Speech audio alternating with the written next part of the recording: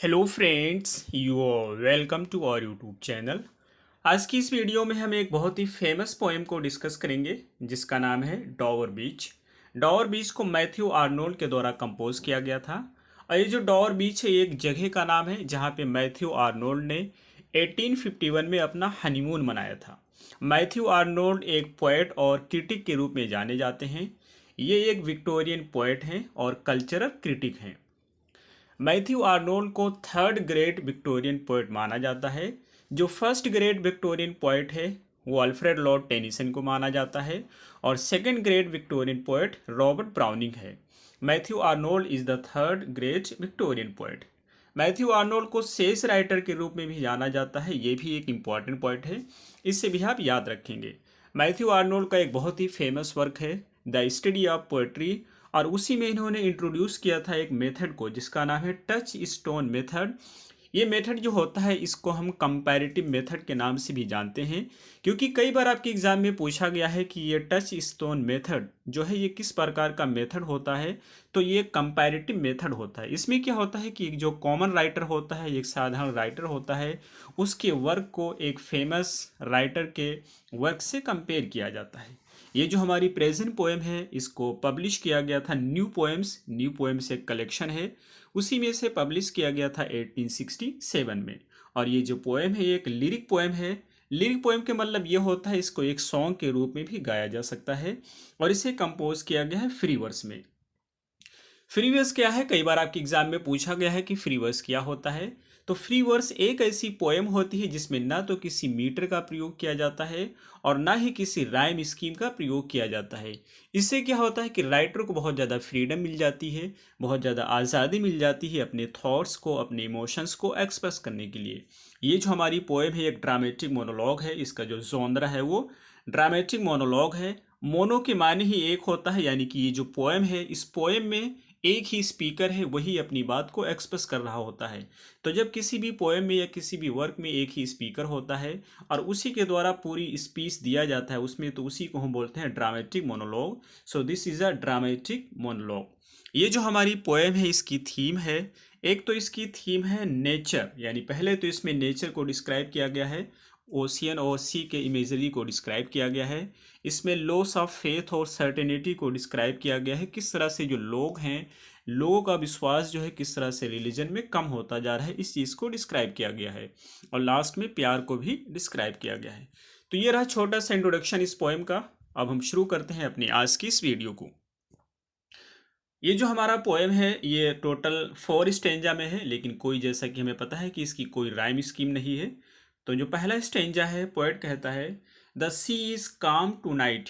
आज की रात समुद्र बहुत ही पीसफुल है, बहुत ही शांत है। The tide is full. Tide यानी कि ज्वार फुल है। The moon lies fair upon the state. और चांद की रोशनी ओशियन के पानी पर सीधे पड़ रही है और चमक रही है। The fresh coast, the French coast light gleams and is gone. और आगे पोएट कहता है कि जो फ्रेंच की कोस्ट है वहाँ पे रोशनी पड़ती है, चांद की रोशनी पड़ती है, वो चमकती है और फिर गायब हो जाती है, ख़त्म हो जाती है। The clips of England stands glimmering and vast. और आगे पोएट कहता है क्लिप्स की मीनिंग चट्टाने होती हैं। तो जो इंग्लैंड की बड़ी बड़ी चट्टाने हैं वो चमक रही हैं और वो बहुत ही विशाल हैं। आउट इन द ट्रैंक्विल बे। बे की मीनिंग होती है खाड़ी। तो और दूसरी मीनिंग यहाँ पर ट्रैंक्विल है जिसके माने होते हैं शांति। तो जो खाड़ी है उसमें पूरी तरह से शांति छाई हुई है।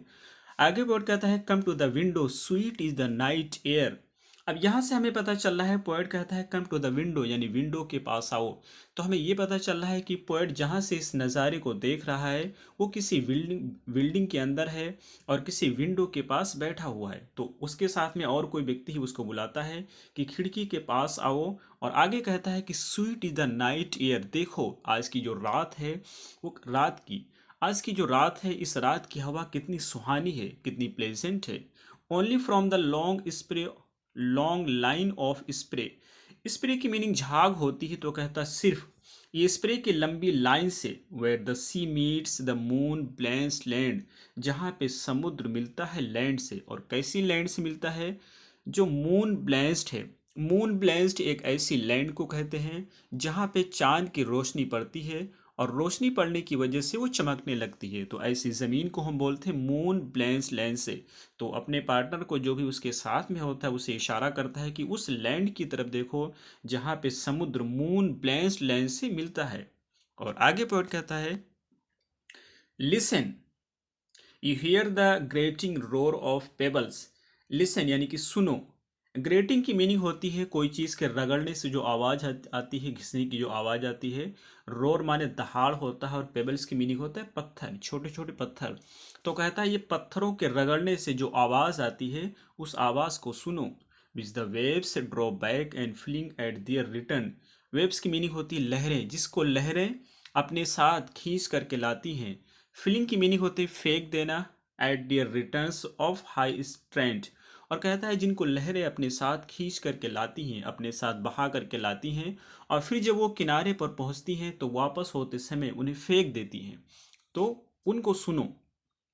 आगे बढ़ कहता है कि बिगिन एंड सीज, और ये जो प्रक्रिया होती है यानी कि लहरों का अपने साथ पत्थरों को खींच करके लाना, किनारे पर फेंकना, ये क्या होता है, बिगिन आती है, रुकती है, इसके बाद में फिर लहरें वापस चली जाती हैं, दोबारा से आती हैं। यानी कि ये जो प्रक्रिया है ये रिपीट होती रहती है, लहरों का आना जाना रिपीट होता रहता है। तो इस चीज़ को सुनो।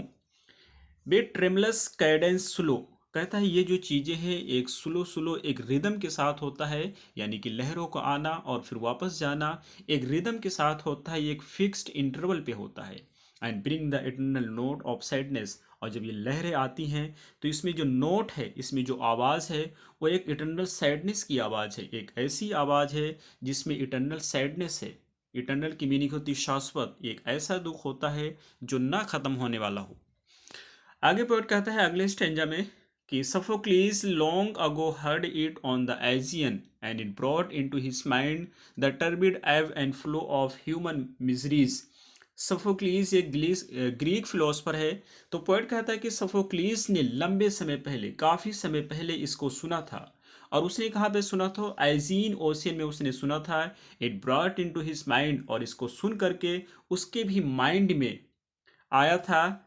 टर्बिड एब and flow of human miseries, इंसान जो होता है तो इंसान की जो दुख या तकलीफ होता है उसका उतार चढ़ाव है वो उसके दिमाग में भी आया था। यानी पॉइंट ये कहना चाहता है कि जिस तरह से इंसान होता है, इंसान की ज़िंदगी में जो दुख और तकलीफ होता है तो कभी खुशी होता है कभी गम होता है, और इसका जो एब और फ्लो यानी कि ये जो उतार चढ़ाव होता है खुश और गम का, जिस तरह से इंसान की ज़िंदगी में आता है उसी तरीके से जो लहरें हैं आती हैं और फिर वापस जाती हैं।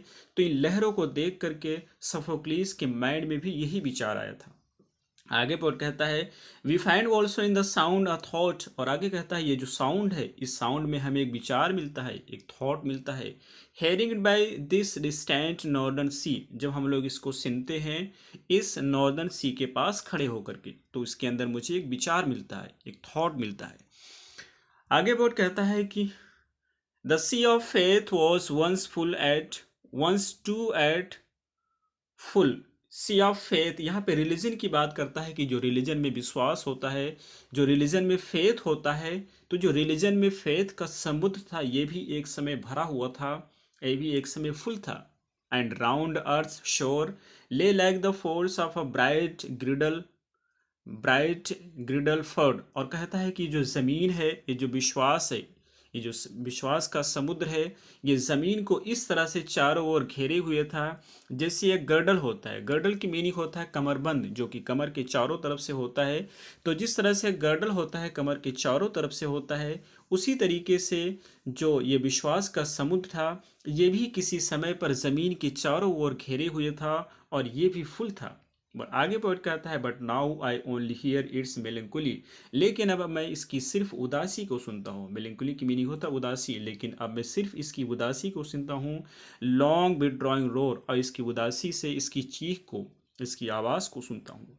Retreating to the breath of night wind, और आगे पोइट कहता है कि ये जो विश्वास है तो जिस तरह से लहरें वापस होती ये भी विश्वास कम हो रहा है।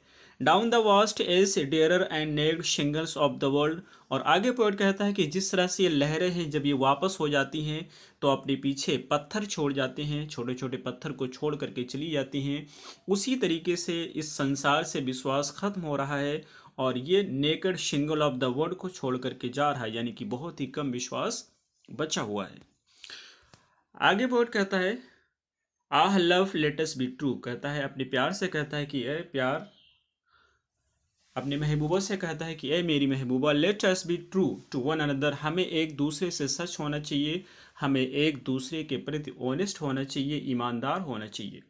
For the world which seems to lie before us like a land of dreams, और कहता है ये जो संसार है, जो संसार जो कि हमारे सामने प्रतीत होता है वो इस तरह से प्रतीत होता है, यानी कहना ही चाहता है कि जो संसार है हमारे सामने इस तरह से प्रतीत होता है जैसे कि वो ड्रीम का लैंड हो, एक ऐसा लैंड हो जो ड्रीम का लैंड हो, इस तरह से हमारे सामने प्रतीत होता है।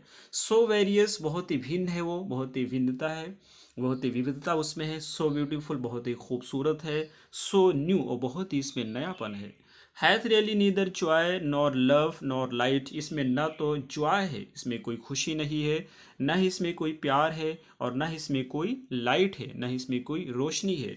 Nor certitude nor peace nor help for pain, ना तो इस संसार में सर्टिट्यूड है यानी कि सर्टेनिटी है, निश्चितता है, ना ही इसमें शांति है, ना ही पेन में कोई हेल्प करने वाला है, पेन के लिए कोई दवा है। आगे कहता है and we are here as on a darkling plain, और हम लोग यहाँ पर एक ऐसे प्लेन पे हैं जो कि डार्कलिंग है। डार्कलिंग की मीनिंग होती है कि दिन प्रतिदिन अंधेरा बढ़ता जा रहा है, तो हम एक डार्कलिंग प्लेन पे खड़े हुए हैं, एक डार्कलिंग मैदान में खड़े हुए हैं। Swept with confused alarms of struggle and fight, और हम लोग स्ट्रगल कर रहे हैं, संसार में स्ट्रगल कर रहे हैं और फाइट कर रहे हैं, स्टैम्पीड और भगदड़ में फंसे हुए हैं। Where ignorant armies clash by night, जहाँ पे दो आर्मीज, एक ऐसी आर्मीज हैं जो एक दूसरे से जंग कर रही हैं, एक दूसरे से फाइट कर रही हैं रात के समय, और ये ऐसी आर्मी होती हैं जो एक दूसरे को जानती भी नहीं है। तो इस तरह से हम लोग इस संसार में फंसे हुए हैं। तो ये रही हमारी आज की इस पोएम, हमें उम्मीद है आपको जरूर समझ आई होगी। फिर मिलते हैं अगली वीडियो में। Till then take care, have a good time.